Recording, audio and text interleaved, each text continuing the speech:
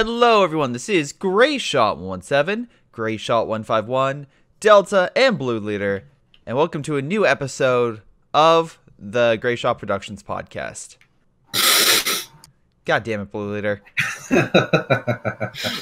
We wanted a nice clean opening. None of your germs here. Yeah, and for those of you that don't know, Blue Leader is a longtime friend of myself and 117, and as well as Medic down here, both of which we've known for since the years of Halo 3. It's almost 10 years. Yep. It's a long time, and they have a lot of input on our topics today, so we thought to bring them along. Yep. So, let's get started, shall we? Over the past 2 weeks, we've been on vacation, which is why there hasn't been an episode, but also, there's been a couple expansions released. One for Hearts of Iron, one for Civilization. Both games haven't had expansions in quite some time, and both games, I would say, were on the decline. It's more Civ than Hearts, but Hearts is still doing really well. Civ 6... I would disagree. I think Hearts was more about than Civ was.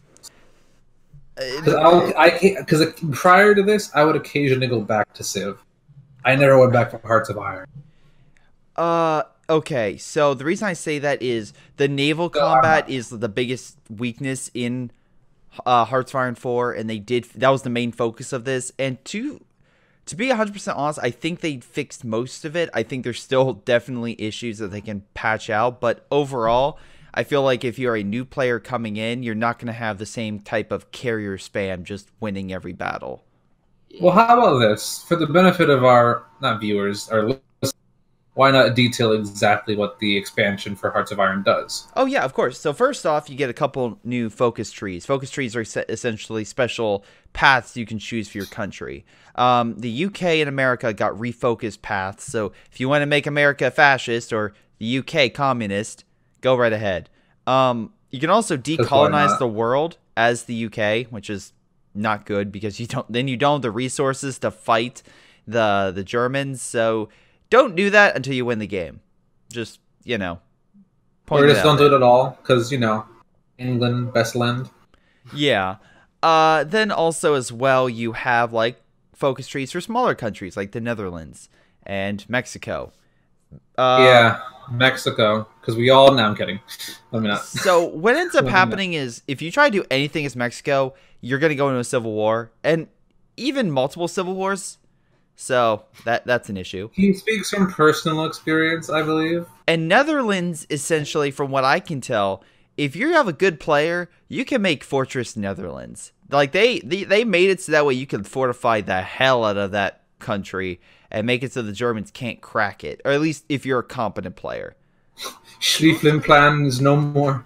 You also have a few benefits where you can get the Kaiser on your side and steal Germany's manpower. Yeah, because the fun fact, the Kaiser was in the Netherlands. I think the Kaiser was in the Netherlands. I have to double check that. He was when Germans invaded. And I believe the Dutch or the English offered him passage out of the Netherlands before the Germans arrived, and he declined. Which, think about him. He dies when he sees... He's like, my people are coming to me. Why should I? He's like, fuck this. I don't need a wall. I know where this is gonna go. I've been through this before. And then, he's like, oh boy. But, no, it's just one of those things where it's just like, yeah, you can go alternate history, but it's still fun. In the boats, they made sure that everything's a lot more balanced. There's more fuel and resources required for navies, so you can't just have everyone have a supreme navy. No, you have to actually have the resources to fund the navy and support it. They rechanged the repairing system. They remanaged the port system. They've done a lot. They made naval invasions more likely by the AI, which is a lot better. So... They've also added a new fuel system, which also helps when it comes to planes, tanks. You can't just keep them on the field; it drains them. So you need to actually do tax and keep your reserves up. I mean, at a certain point, you can make a ton of synthetic fuel factories. You don't have to worry, or just have enough resources. You don't have to worry. But it's definitely does put in some asymmetry when it comes to the Axis and Allies. The Allies have the natural oil, or the Axis need to make it or find it, which I would say improves it because previously it's just been it really hasn't mattered too much when it comes to the oil. And I think that was one of the major defining points, the resources of World War II. So I do like that aspect a lot. But yeah, overall we've played a little bit of it, and it honestly has been felt pretty good. I still need to get a handle on the new naval system. It's pretty complicated, but I like it. No, there's definitely a lot of different systems that you have to get a grip of, but I find it pretty. Like again, it does change the gameplay. It does change the naval combat, and I feel it makes things a lot better. It's a welcome addition. Yeah, and it also makes alternate history a lot more fun for those nations. Now, if we can get a Nordic focus expansion, I would be a lot happier. Give me Sweden, Norway, and Finland, and Denmark. Let me be those countries, or at the very least, just Norway, Sweden, Finland. That would be great.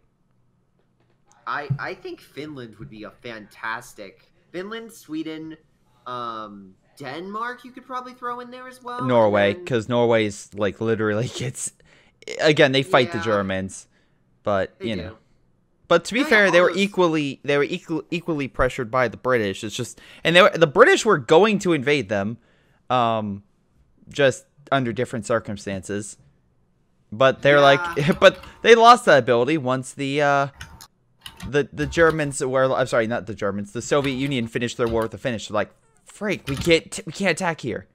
Yeah, we can't go on a multi-front war against the Soviets, and yeah, it very much shows they didn't realize the scope of the war they were in. Yep. At that point, but getting off topic, I think the Hearts of Iron thing we can't say too much at the moment. We like the changes so far, but we really haven't dug into it yet.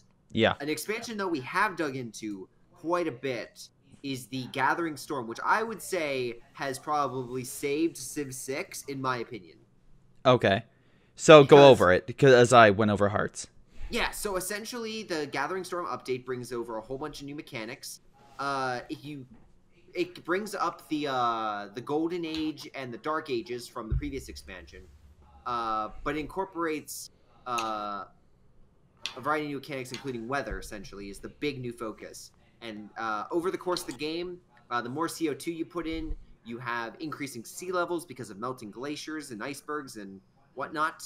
But you also have not only to worry about that and how much CO2 and you're putting into the oxygen in late game, but in the early game, throughout the entirety of the game, you have different weather disasters in different levels. And these are super engaging because your rivers can overflow, tornadoes can form, blizzards can occur. Also, special civilizations will have special abilities with the weather effect, such as, I love this, the Japanese have an ability to where they're immune to hurricanes, but other people, if they're in Japanese territory, will take extra damage from hurricanes. Again, look up Japanese history to realize why that's so important to that country, but I love that little detail.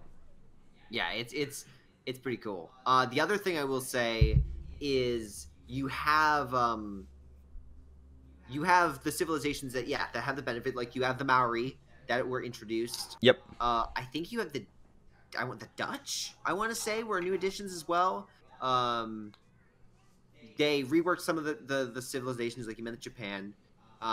So there are quite a number of new civs. So, I mean, if that's your fix to play the new civs, they have a ton. And my personal favorite so far is the Maori. You start out in the middle of the ocean, and you can, you settle your own city. You feel, so good about yourself. Because it's like you choose the best spot. Whereas, normally you're like, well, I guess I have to choose this area. I can't really explore too much. But for the Maori, it's all about exploration. That is a really cool thing to do. Yeah. So, Delta, is there anything else from the expansion that you would want to highlight? Or Delta? I just think the natural disasters are really, really cool. They add a different dynamic to the game, in a sense, where you could be fighting a war, an extended, prolonged war, and all of a sudden, say a hurricane or a drought or something kicks in. Say you're fighting along a river bend, and it's a stalemate, and suddenly a flood comes in and wipes away the front line.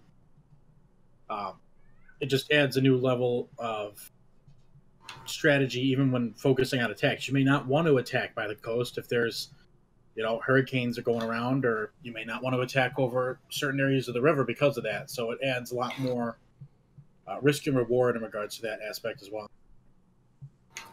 Yeah, it's a pretty cool feature, honestly, and it kind of it also goes in different levels. So you can have like a basic drop, but then you can have like devastate. Like it's like on the one like tiers, like hurricanes. Like you have a tier 1, 2, 3, 4, 5.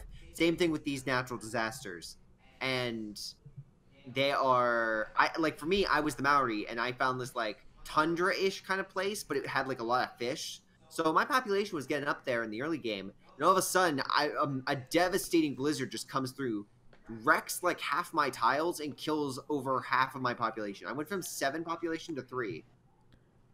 So what you're saying is you love the natural weather effects. Yes. I wasn't mad. I was like, oh, cool. That I didn't expect it. And it was kind of, I don't want to say enjoyable, but it was kind of an unexpected surprise and a challenge I had to work around. Yes.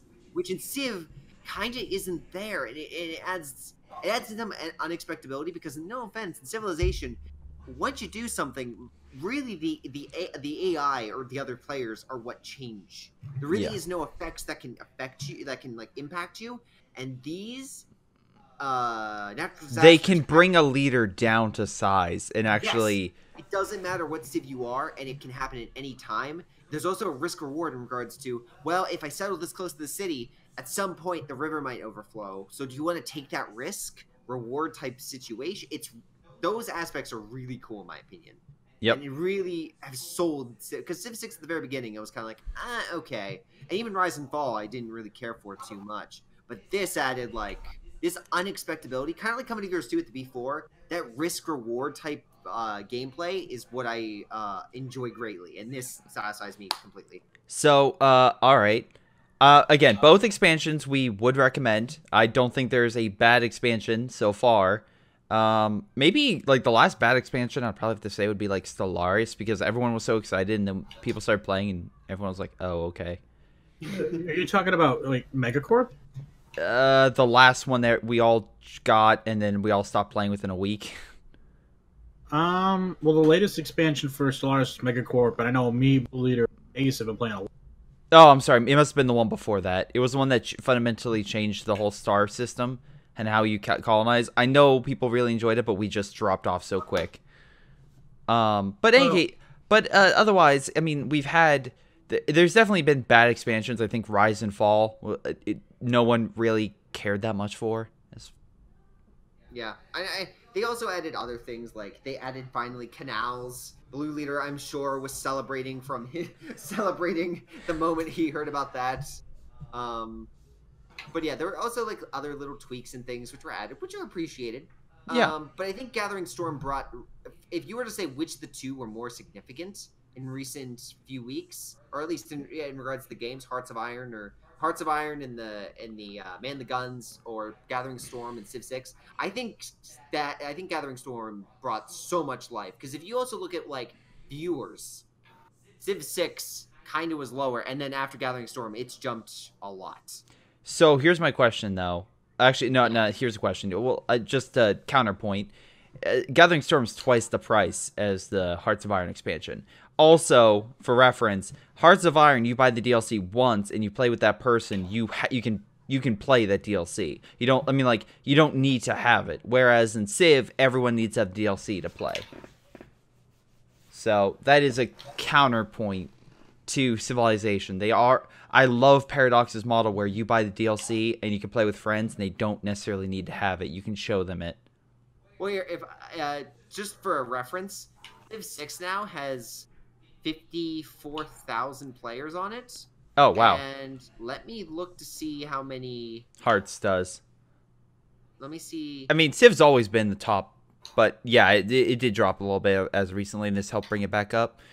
The next big strategy game I have to say would be like, I know Iron Harvest has been having betas, and I mean, it's alphas, sorry, and I've been enjoying those. And then on the flip side, we've had Imperator Rome comes out next month, so that's the next big strategy game I'm looking forward to. But another game we have to look forward to is Delta. Why don't you tell us about the big shocker that you literally woke, like, every single person that you know, you messaged saying, did you see this news? And what news was it? Halo on PC. And why is that significant? Because they're putting every game except for Halo 5's campaign on PC through the Master Chief Collection. I don't think anyone cares about the Halo 5 PC. I'm sorry, Halo 5's campaign on PC, to be honest. Yeah, well, I mean, you know, it's you might as well have all of it, right? You have one good moment in that maybe two good moments in that campaign. But other than that, hey, listen, the marketing for that game was the best marketing I've ever seen. No, but I'm saying what's in the game. I know. Like the moment they're going down, the first cutscene where they're going down the mountain, and it's all four of them. They're all four of them are like in the cutscene, like in your fighting. That's interesting. And then when you're again also falling, when you're literally going down the Guardian, that's such a short sequence. They should have really expanded upon it. But that idea is really cool, like fighting on top of something that's morphing and changing. I mean, I would have preferred that the Master Chief went toe-to-toe with the Office of Naval Intelligence. Oh, no, I agree. But, hey, now I get to play all the good Halo games. And yeah, exactly. And there is Halo 6 is coming to PC. Yes, which is great. And also, it's not just on Xbox or the Xbox Microsoft Game Store. It's also going to be on Steam. So, that's going to fucking open up the floodgates when people have the opportunity to mod. I'm just shocked. Like, I never would have expected Halo to be on Steam. People have been asking for years. And now we're getting Look at it this way, though. Microsoft has become increasingly consumer-friendly. They're moving their Game Pass over to Nintendo, of all places. It's a rumor. That's not guaranteed. They move in their what? Is that just a rumor? Yeah, I believe it's just a rumor. I don't think they've confirmed it. You can check. I'm checking. But also Game Pass, if they do that for PC, I'll just get Game Pass. Like, I'm being 100% honest. Game Pass is absolute. Like, if you look at the PC list right now, I'm unsure about that. Like, right now, I think if you're like you're into like one or two big games, I think it's still worth it. But I think Microsoft is moving towards more of a game developer platform or a publisher platform. And if they do bring their Game Pass to, you know, other consoles, I think that just proves that they're going to be moving away from consoles in the futures, you know, and moving towards being a game publisher, game development company. Yeah. On that aspect. Yeah. I mean, to be fair, I wouldn't argue with that because I think the highlight. I mean, I'm not gonna lie. I've moved completely over to PC, but I still love some of the core games, like Gears of War 4. I think that was the last big Xbox game that came out that I enjoyed greatly. But we played that on PC. It was crossplay. Yeah, which also worked really well. I was playing it on 4K. My brother's playing on Xbox. It ran extremely well. Oh yeah. Well, I mean, you played it on. Yeah, no, you're right. You played it on PC, but it looked amazing. Yes. Like, and again, that's just that one game. But if they can bring over other games, like Master Chief Collection, like Sea of Legends. Yeah. Like those titles can come over, and Microsoft is less focused on the exclusivity and all that jazz. Then, yeah, I'm all for it. Counterpoint. Can we also just say, thank God they finally, after so long, Master Chief Collection is finally in a good enough shape. Like, oh yeah, no, people had issues with that game. I'm glad that people stuck through it, and I'm glad they kind of fixed a lot of it, and now it's on PC, so hopefully it is. But I can't wait to go play some old Halo custom games on. I mean, like that. I will absolutely put up content again if it's on, because I would love to. I also need to jump back in Halo Wars 2. That's always a game I'm like, maybe I'll try that again.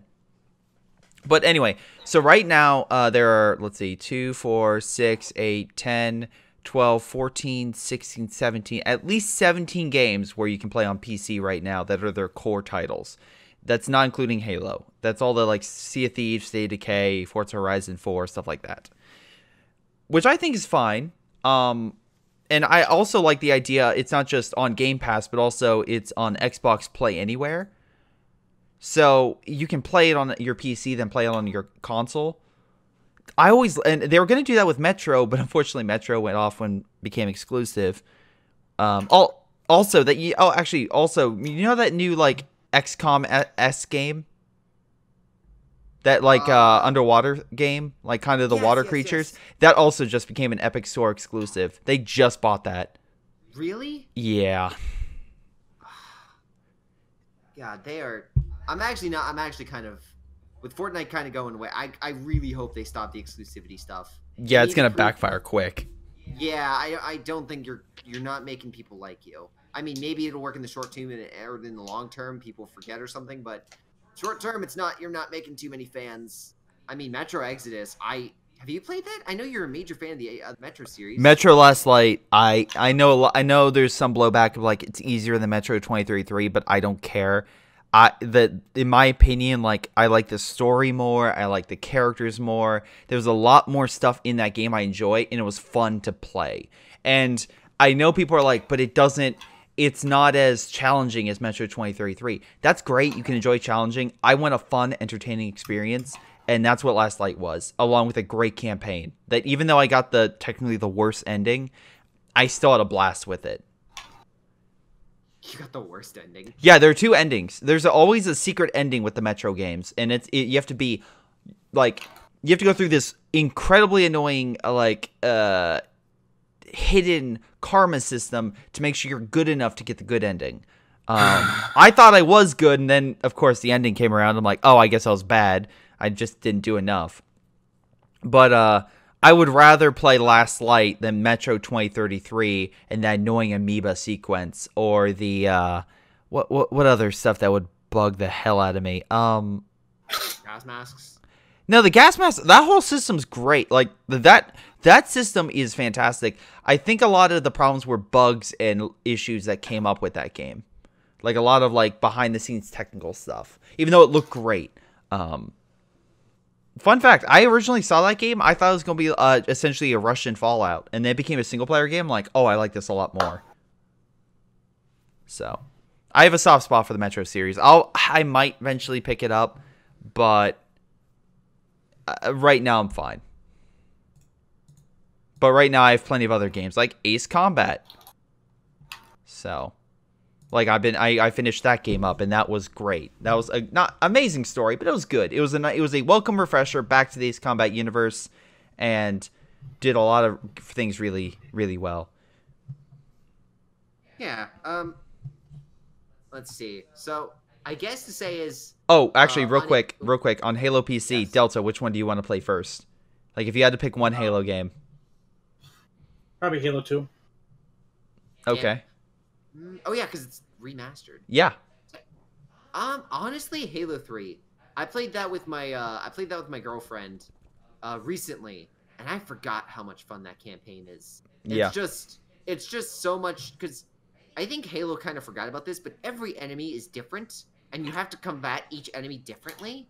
Whereas I think in Halo 5 and Halo 4, both of them didn't know what to do with the Prometheans. They could do everything, and therefore they weren't fun to fight, because there wasn't like the hunter signal where they're going to blast you, or the signal that the brutes are gonna, the brute chieftain is gonna charge or whatever. It just happens, and you're just like, well, I'm dead now. Yeah, this is my problem. I wish they would have not done a 4-year gap. I really wish they would have done like a 50-year, 100-year gap. Because then they could have really rebuilt humanity, rebuilt the Covenant, had a greater like political system like going on, and how that would go with the elites rebuilt and all this other stuff. Yeah. Instead of just 5 years later, because I'm like 5 years after that kind of war. Hate to break it to you, I think a lot of places are still going to be in turmoil. You're not wrong. But the one is Halo 3 would absolutely. Though I would do a 4-player co-op run again on ODST. With 4K visuals. Like that noir setting, that could be good. That could be very good. You know what's a pain? Trying to get all the Hayabusa armor in Halo 3. That's a pain. That's also okay. That's also you just nailed on the head. That you also nailed it. The kind of like dopey charm to a lot of Halo, because Halo is very serious, but then you fight the grunts, and while they can be, They can be definitely a threat. There's always, if you play it right, there is a dopey quality to them that you just enjoy. Like, and just how that works. And I feel like that kind of just leads to a better, like, arcadey feel to it. And not necessarily a true arcadey, but like a good fun mode to just play. Like a good fun enemy to fight. And I never got... There's no personality with the Prometheans. And, yeah, since every enemy in Halo has the kind of natural charisma, except for maybe the jackals, the brutes, the hunters, the grunts, the elites, each one has their own unique style and charisma that I enjoy from them. The Prometheans were just stale robotic enemies. I wish they would have done something to make them more alive or make them more interesting. Yeah, the Flood, I would argue, would just not charisma, but terrifying. You can list a characteristic for all the for every enemy in Halo. Like again, the brutes are aggressive. The hunters are, you know, like. But like example, hunter dies. If you kill the mate of the hunter, the other hunter goes fucking crazy. So. Yeah. Or if you like shoot off the armor of a brute, it like sometimes charges you because it just goes pure aggressive. Or the grunts run away. When you shoot a Promethean, it attacks you no matter what. It stares at you and fires. There's no personality to it, and therefore it's not interesting. If you kill the leader that's leading the grunts will all scatter and run. But if you, some of them might go like suicidal or something. It's again that natural like back and forth that the Prometheans like not really. They don't do anything that's. Again, it's very robotic, but I want there to be a glitch in the system. I want there to be something in them that makes them more unique, because like the Flood, you can defeat a Flood enemy and those Flood spores will just be like, you thought this guy was dead, let me bring him back to life. It's like the best way to describe the Flood is terrifying and unrelenting. Yes, and that's a different style. It's still a challenge, but there's still a personality there. Whereas also they're very like, also the look of them is very different. It's separate from a normal zombie infection where you would see in a lot of games. Like, example, the Lambent, I feel eventually just... when you first see them in Gears of War 2, I believe, you see, like, in a cutscene, you see them. In Gears 3, they become more, like, misshapen, kind of, like, zombie-like. And I don't know. I just saw that, and I'm like, they just look like zombies. They don't look like anything interesting. Where then you have Halo and you have like their bodies being mangled and torn and twisted. Like it definitely became more interesting. It's a unique enemy. Yeah. It leaves the focus. But in any case, I think we left a ton on Halo. We're excited. We can't wait for it to come out. And honestly, this includes the original Halo. This includes Halo 2, Halo 3, Halo 3 ODST, and Halo Reach, as well as Halo 4. Sorry, I nearly forgot. So if you are interested in any of those games, I think it's going to be like $40 on PC. So or just get Game Pass. Yeah, or just get Game Pass. Again, I'll give Microsoft this. It's if you just want 2 games of theirs a year, it's worth it. Like, because you get not just that, but you get all those. Like, the Life is Strange and 2. Every single time there's an update, the new episode, that automatically comes to Game Pass for free. So it's stuff like that where it's a lot of smaller games will join on in. Like I said, Metro was supposed to be, I believe, on there as well. Yeah, it's just a bunch of smaller stuff that is just like, I'm glad that is going on there. I'm glad that they're supporting it because that seems like a good venture for people. But in any case, our last topic is kind of just going over everything that we've seen over the past few weeks. Not much, but we've seen a couple films, like Captain Marvel.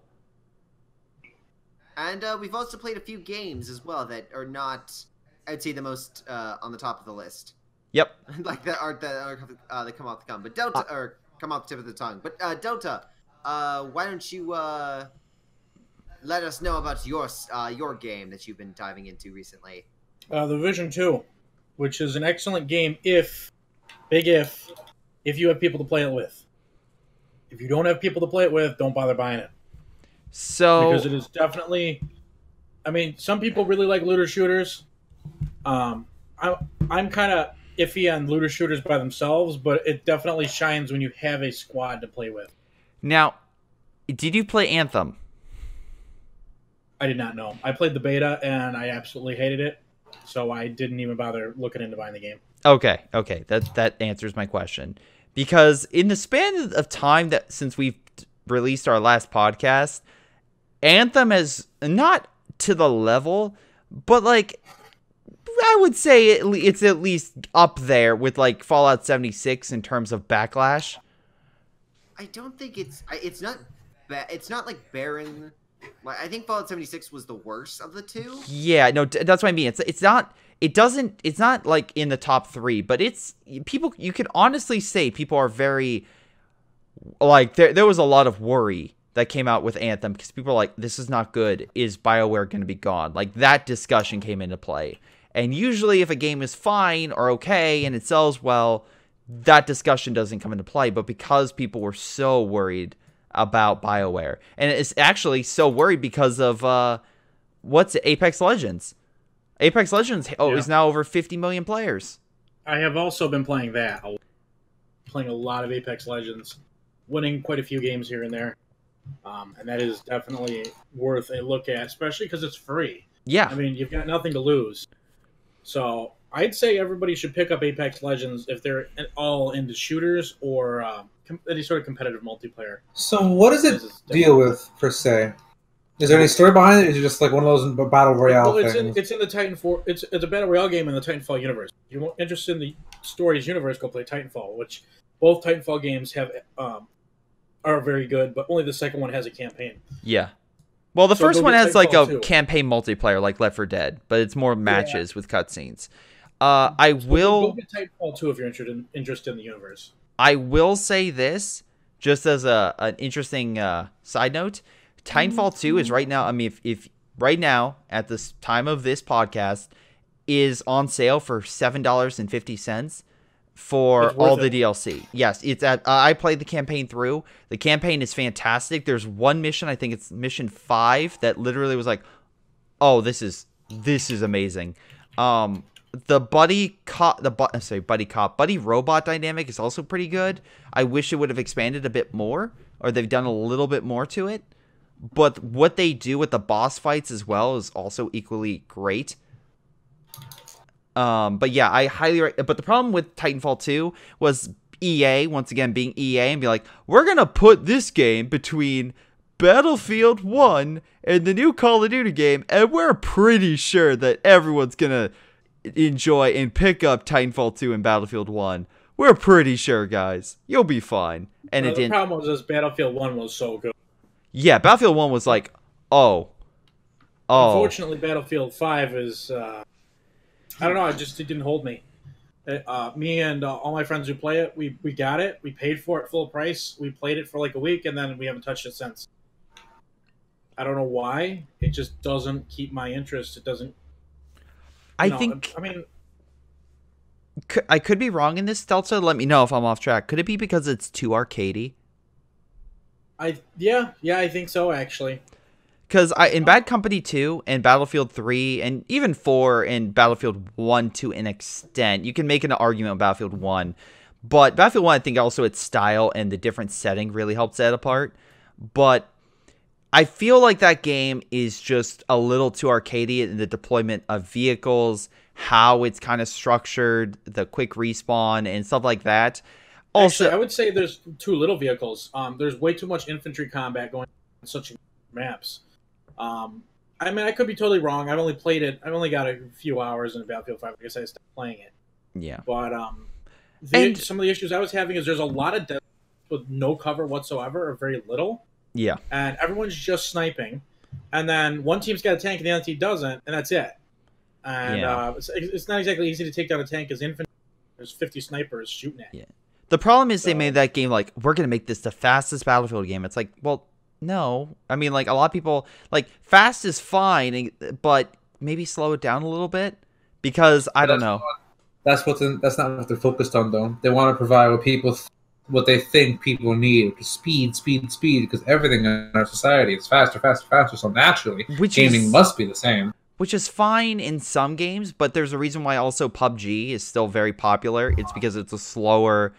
It can be fast paced. And Battlefield in the past, like Bad Company 2, can be faster paced, but there are slower moments, and people really enjoy those slower moments. And I feel like they kind of stepped away from that into more of the like quick, like Twitch gameplay. Well, even Civ has fallen prey to that sort of mindset where they put speed above everything else. Like they introduced a new thing, online speed, and then they have those new scenarios as well in Civ 6.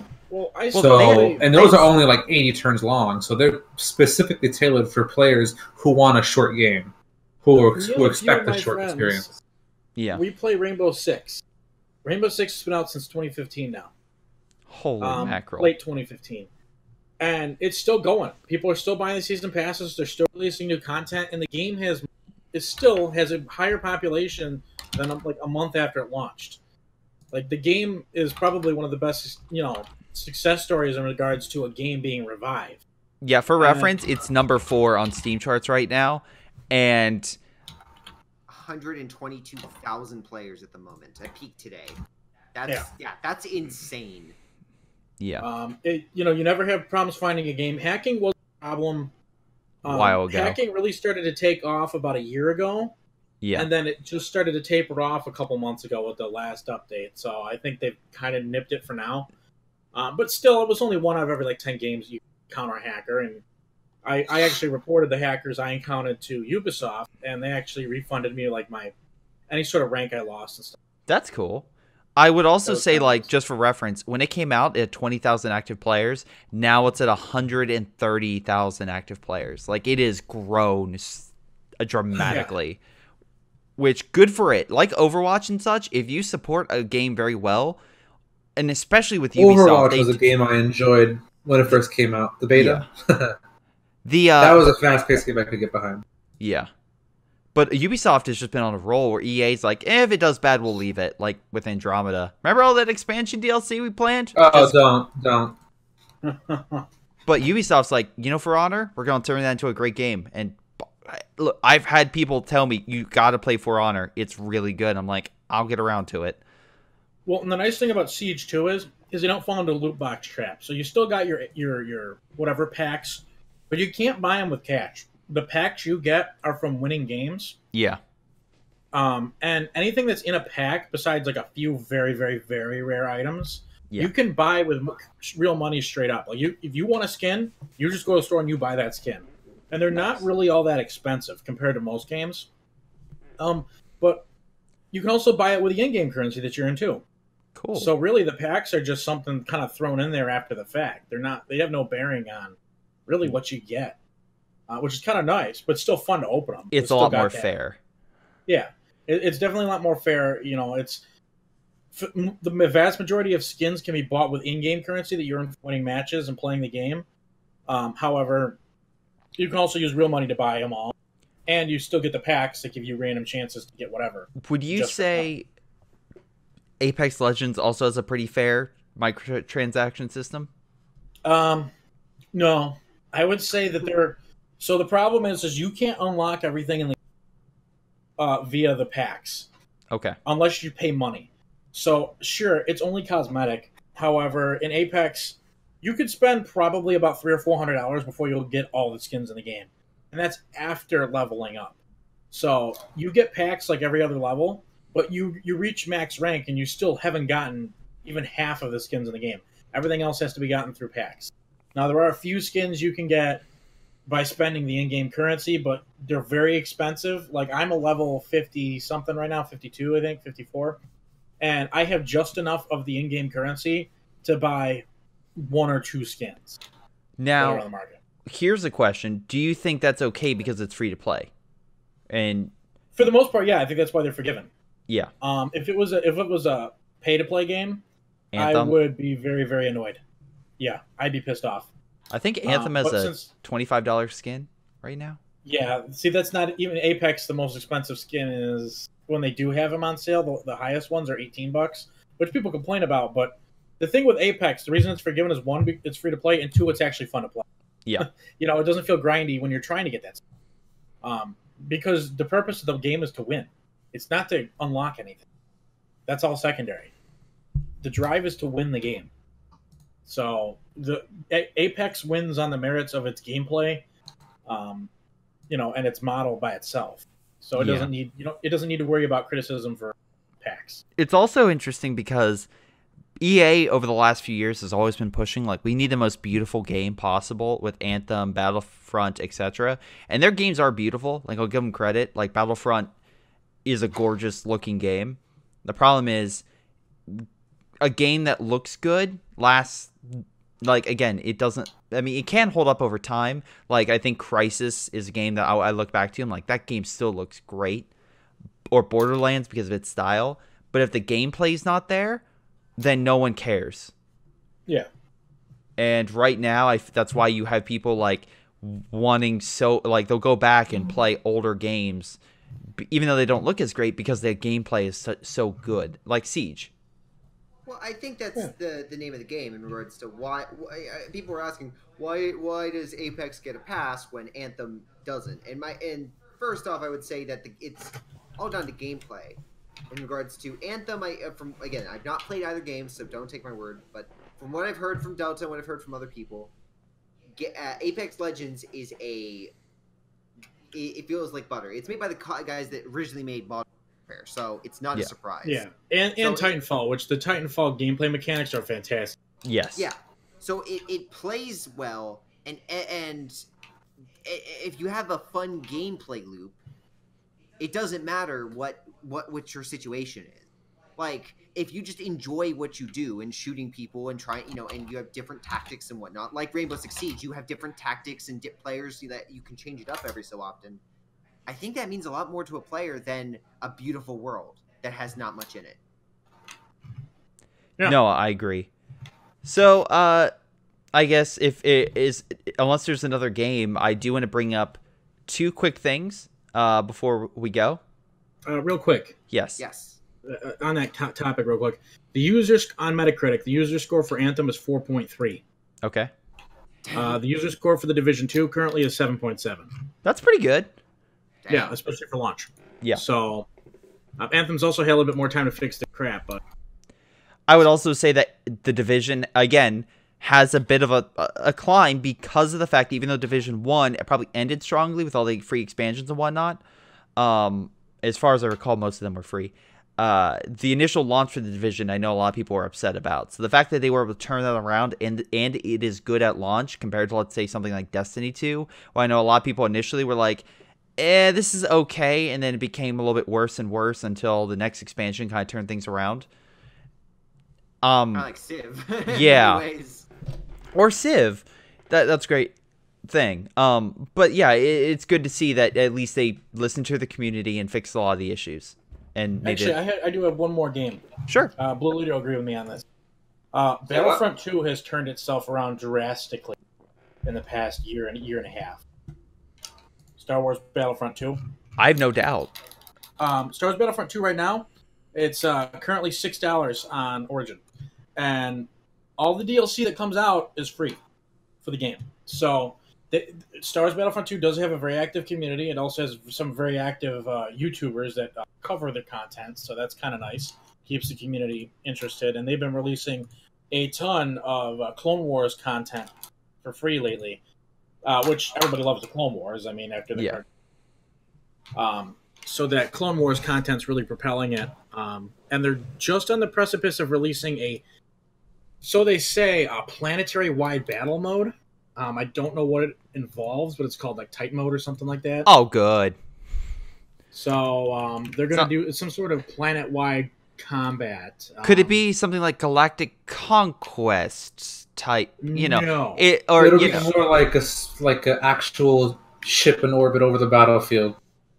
Yeah, this is going to be more like a from what I've been reading about the rumors and the leaks, it's going to be more like a PlanetSide 2 type thing, but with space combat and ships in orbit and stuff. And nice. It's almost like a planet-wide conquest mode. I thought that's what people wanted because you could fly up from the ships down to the planet to fight. Yeah, and it looks like they're going to be doing that. Don't take my word for it, but that's what the leaks have been about. Yeah. Wait, is that going to be? Actually, hold on. Before I say that, now this does not surprise me because of the fact that Battlefield 4 the support studio that literally fixed that game and made it great on PC. Like, that game was not great or broken when it released, but then a support studio literally put about free DLC and fixed it when it like 2 years after.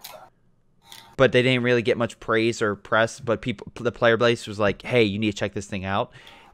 I'm glad that DICE is doing that with, or whatever studio is doing that with Battlefront 2. But do you think Battlefront 3, which on their rotation, it should be out this year, do you think it's coming out this year? I don't know. I think it'll come out next year. But we won't know till E3, will we? Yeah. I think it would be... I think it would be stupid to release it this year. I think, was it Respawn has their Star Wars game, Fallen Order, and if they're smart, they'll push Battlefront the next year and give DICE more time because DICE was rushed with Battlefield 1 and Battlefield 5, and it shows. Yeah. Well, you know what? Well, it depends on what Disney says, but never underestimate Disney's want to release Star Wars content alongside a movie. I mean, what? EA's only released 2 Star Wars games. Yeah, but they want to release it alongside a movie. I mean, Solo. I mean, guys. Yeah, should have released it alongside that masterpiece. Yeah. Actually, movies real quick. Yep, that's what's going on. We could go over to a few that we've seen in the last week. Specifically, Captain Marvel. Which we won't go into spoilers because somebody here, well, actually 2 people really want to see it. I actually haven't seen it yet, no. Yeah, I haven't seen it. I'm going to probably see it tomorrow or the day after. I would say it's good. Not great. It's probably the weakest Phase 3 movie, to be honest. I would also... But it has a cat. The cat is cool. Yes. But there's a lot to the movie that I enjoyed, but there was also a lot. It kind of felt like a Phase 1, but that's just because like introducing a new character. Yeah. So it felt like Ant-Man. Uneven at places. Yeah, I like the original Ant-Man a little bit more. Yeah, but a lot of people would say that it's the same plot as Iron Man or something. Like it's very similar. True. I disagree, but that's what I... For me, it kind of felt like the original Thor, whereas there were the characters I liked. I honestly didn't like the main Thor. I honestly was not a fan of Thor at the very beginning. I only was the Avengers movies that finally made me like him. Actually, no, it was the Avengers movies, then Thor Ragnarok sold me on it. Yeah, Thor is now one of my favorite because of that movie. Oh, easily, yeah. But yeah, no, I think people have different reactions. For instance, I've known quite a few people that have loved the movie, and I know a few people that did not like the movie. So I think it's more of it just depends on if you can roll with its punches or not, and if you can, you'll like it. If not, you might feel it's still weak. And even if it's bad, it's weakness better than DC's worst movies. I will say though, a lot of the supporting cast in that movie is great, and I will say that the box office for it, usually if an MCU movie is not well received, it will drop a lot. This movie actually did better than the average MCU film, so people like it. People are seeing it, just like Black Panther. To me, I don't see why. But that being said, there are a lot of MCU films that people really enjoy. Like, I know a lot of people like Captain America, the first Avenger, a lot, and I think it's fine. But I don't see where it's better than Civil War or Winter Soldier. Like, I don't. I actually would be the one to say that that's one of my favorite tier 1 movies.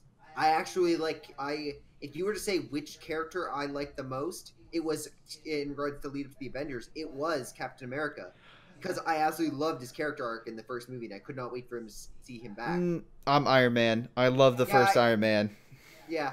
No, understandable. But I think that's going to be the same way with this movie. And some people are going to latch on, and some are not. And that's okay. Yeah. But otherwise, in regards to other movies... I saw Happy Death Day. Oh, yeah, how was that? Fine. I think it's a little worse than than the original because it tries to do too much. It has a very good emotional core, but the problem is it also has some good comedy. But the scares you can kind of see coming, or the quote-unquote, like, kills and whatnot, it can be funny. Like, there's a montage. I mean, I don't think anyone really cares about spoilers. There's a montage of her killing herself that's really fun. But, other than that, the movie, I don't know, it's missing something. It misses something, and also it feels like the main story was put on the sidelines, because there is a main thread that's literally forgotten about in that movie for a side story. I think it's going to do well enough to make a new story, like the third movie to finish it out. But like, if they end it now, there's going to be like a giant like question mark of like, wait, how did that happen exactly? Although I will say they answered why the time travel's happening, or like the whole like Groundhog Day effect, and that I thought was pretty clever. But yeah, like I said, a side story that turned out good, but I really wanted to see the main story. And the other thing I literally just saw and finished within like the last hour was Death, Life, Robots. It's on Netflix. Has anyone here watched any of the episodes? No. I don't think anyone here has. Okay. Then I'm going to put it out and say it's essentially what's that movie from the 1980 called? That has like a bunch of animated shorts made for adults. Does anyone here? I have no idea what you're talking about. Shoot. Metal Jackets? No, it's not Metal Jacket, but Metal Jacket. Any case, it's Heavy Metal. Heavy Metal, that's it. Heavy Metal is a series of animated shorts that had a sequel called Heavy Metal 2000, based on like a full movie based on one of those shorts. But essentially, it was a collection of short stories that was released in all 2D, with a basic like kind of loosely connected, but each completely different to the next. This is not connected whatsoever, as far as I can tell. Maybe there's like a hidden Easter egg or something in them that connect them, but as far as I know, they literally can't be, because the storylines would interject along the others. Also, there's different animation styles. Like, one is like a blur level cutscene from like you would see in like Halo Wars or something that looks incredible. Like, it looks fantastic. Another one has the animation style of Spider-Verse. Another has an animation style of like a Pixar film. They're very different, each unique, and some are okay, or some I just didn't care for. Like, again, because each one's between like 10 to 15 minutes. So I think there's like 20 shorts or something like that. What you're saying is it's worth the watch for all of them. Some of them, no. I would have honestly skipped a few, but there's some that are just incredible. There's one that literally I'm sitting there, I'm like, I honestly did not expect this, and this is hitting me incredibly. And also, by the way, not spoiler, but just a caution, all this is very adult. There are a lot of naked people on all of them, or there's a lot of like vulgar language. Yes, there's a lot of nudity, sorry.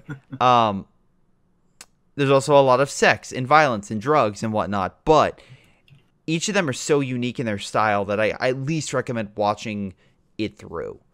Okay. One of them, at the very least, for World War II, has called The Secret War, that has Soviet soldiers in 1942, while they mentioned the Germans invading Stalingrad and the battle going on, them fighting monsters in the Siberian wilderness, and it is amazing. Okay. Well, here, I think that pretty much is going to be it for this episode of the Greyshot Productions podcast. I think we got through all of our major topics. So I just want to say a major thank you to Delta for joining us in this episode, or Medic, and a major thank you to Blue Leader as well for being our guests for today. Oh, by the way, Good Hunting. If you're watching the Netflix series, it's Good Hunting. Watch that. We were Absolutely. impressed into service. Yep. We're glad we were able to whip you into this. And thanks for putting a good effort in. Now get back to work with the editing and the rendering. He thinks he makes other people do that. Oh. Yeah, I have to go do that. Oh, no.